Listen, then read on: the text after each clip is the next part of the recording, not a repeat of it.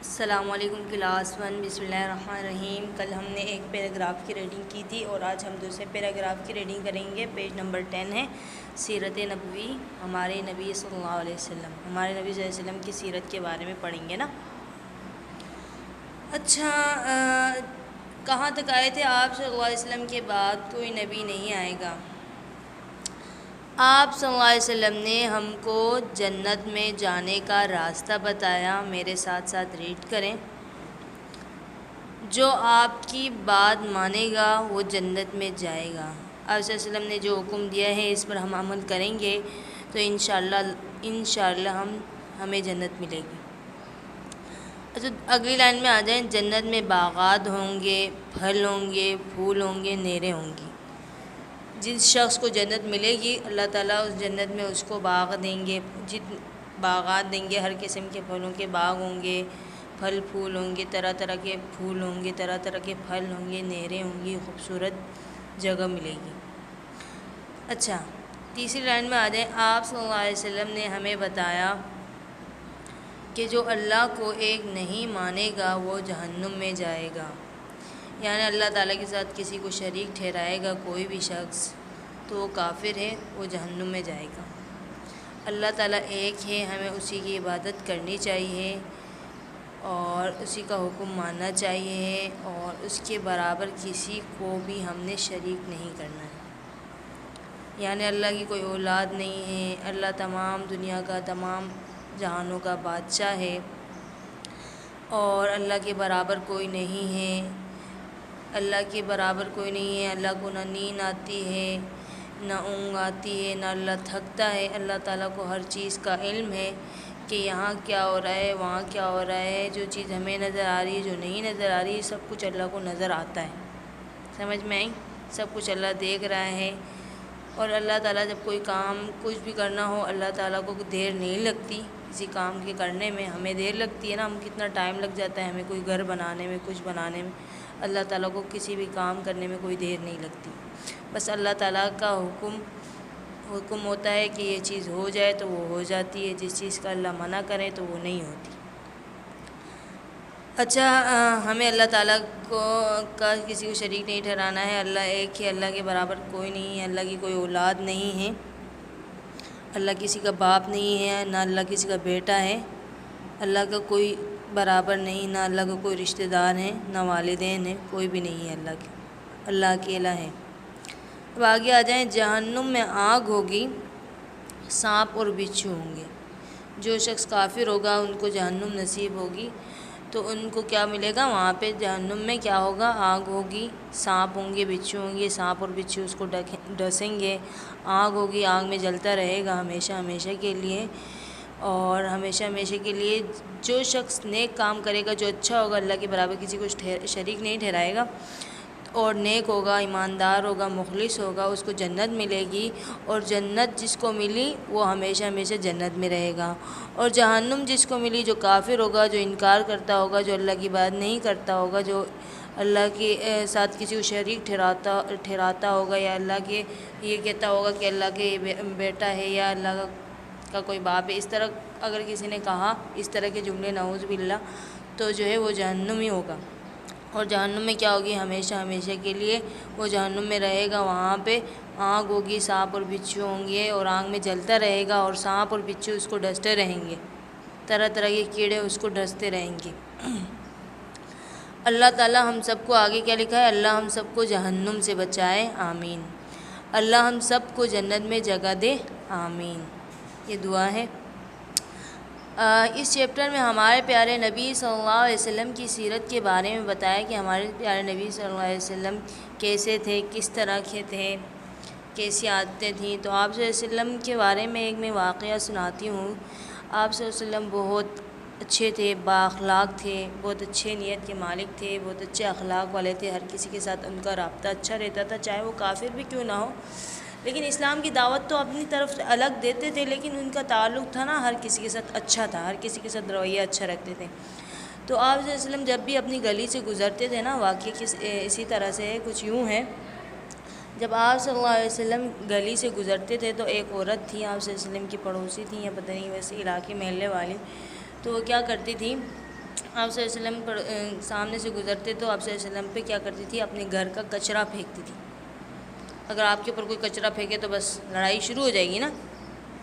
کافر تھی وہ عورت، تو آپ صلی اللہ علیہ وسلم پہ روزانہ کچرا پھینکتی تھی، جب بھی گزرتے تھے کچرا پھینکتی تھی، تو آپ صلی اللہ علیہ وسلم نے کبھی اس کو مڑ کر جواب نہیں دیا۔ لڑائی کی تو بات ہی الگ ہے، جواب تک بھی نہیں دیتے تھے، کچھ برا بھی نہیں کہتے تھے یا منہ بھی نہیں بناتے تھے، گزر جاتے تھے۔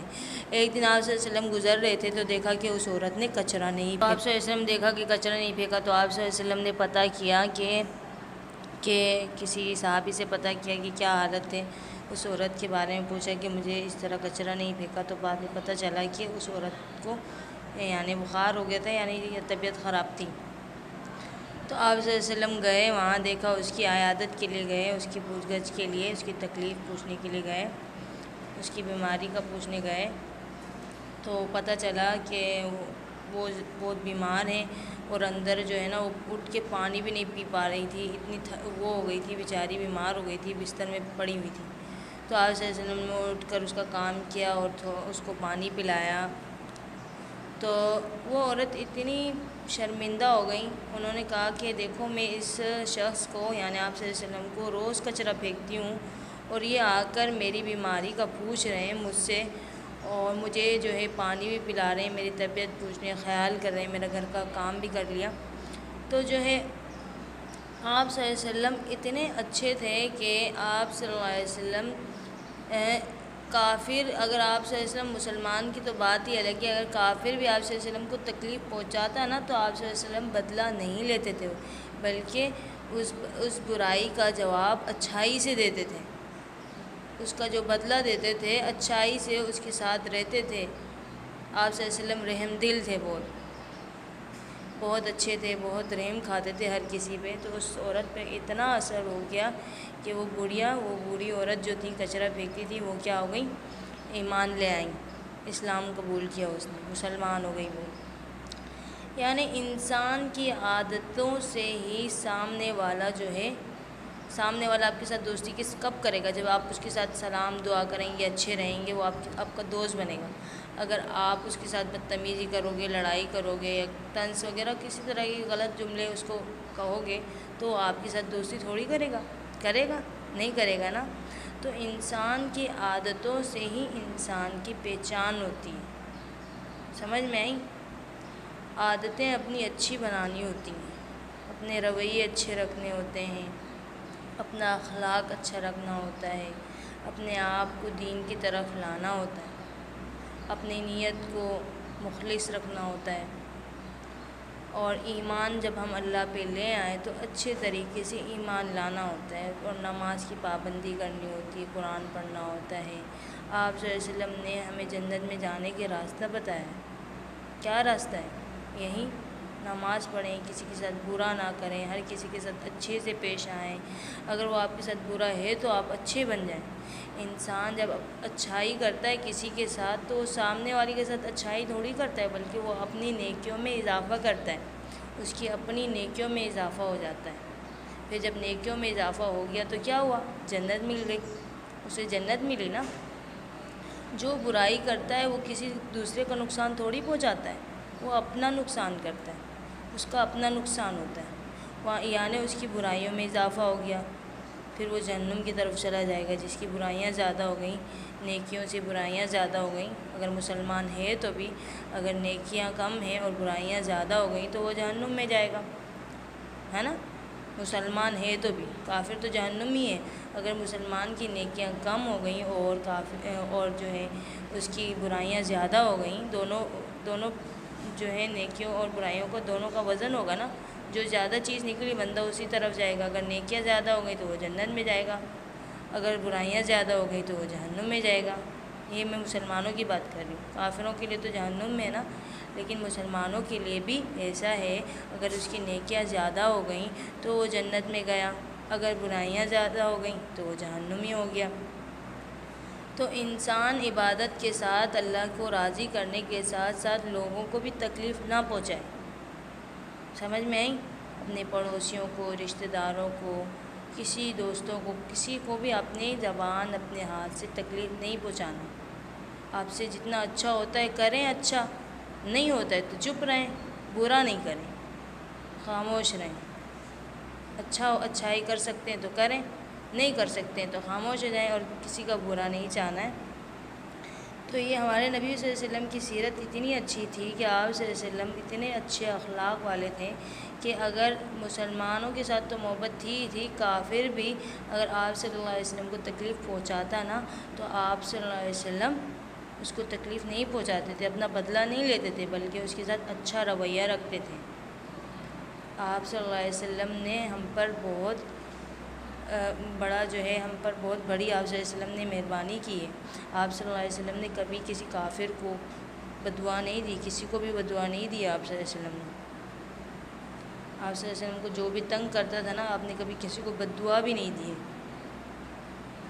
اتنے اچھے تھے آپ صلی اللہ علیہ وسلم۔ تو ہمیں آپ صلی اللہ علیہ وسلم کے راستے پہ چلنا چاہیے۔ ہمارے نبی کتنے اچھے بہت تھے، آپ صلی اللہ علیہ وسلم بہت رحم دل تھے، بہت مہربان تھے۔ آپ صلی اللہ علیہ وسلم کو اللہ تعالیٰ نے دنیا میں دونوں جہانوں کا رحمت بنا کر بھیجا، یعنی آپ صلی اللہ علیہ وسلم کو ہر کسی پر ترس آتا تھا، رحم کھاتے تھے۔ جو رحم کھاتا ہے نا بیٹا، ان پر اللہ تعالیٰ رحم فرماتا ہے۔ یہ حدیث ہے، اللہ تعالیٰ اس شخص پر رحم فرمائے گا جو دوسروں پر رحم کرے گا۔ قیامت والے دن اللہ تعالیٰ اس شخص پر رحم کرے گا جو دوسروں پر رحم کرتا ہو۔ تو ہم سب کو سیدھے راستے پہ چلنے کے لیے آپ صلی اللہ علیہ وسلم کی سیرت پر چلنا چاہیے، اپنے آپ کو مخلص کرنا چاہیے، اور اپنے آپ کو دین کی طرف لانا ہے، اپنے آپ کو سیدھا کرنا ہے۔ اور یہ آپ صلی اللہ علیہ وسلم یہ چیپٹر ہم نے پڑھا نا سیرت نبی، اس میں آپ صلی اللہ علیہ وسلم کے والد کا نام بھی ہے عبداللہ، والدہ ہیں حضرت آمنہ۔ آپ صلی اللہ علیہ وسلم پر قرآن مجید نازل ہوا۔ قرآن مجید اللہ تعالیٰ کی آخری کتاب ہے، اور آپ صلی اللہ علیہ وسلم اللہ کے آخری رسول ہیں۔ اس چیپٹر کو کم سے کم 5 مرتبہ ریڈ کریں، بار بار پڑھیں۔ انشاءاللہ میں اس کی آپ سے ریڈنگ سنوں گی، اور جو ہے اچھے سے لیکچر یاد کریں اور مشکل الفاظ بھی یاد کریں۔ نیکسٹ کلاس میں انشاءاللہ پھر ایکٹیویٹی کراتی ہوں۔ اوکے کلاس، اچھے سے یاد کریے گا، والدین کو تنگ نہ کریں، کسی کو آپ اپنی زبان اور ہاتھ سے تکلیف نہ دیں۔ صحیح؟ اوکے کلاس، اللہ حافظ۔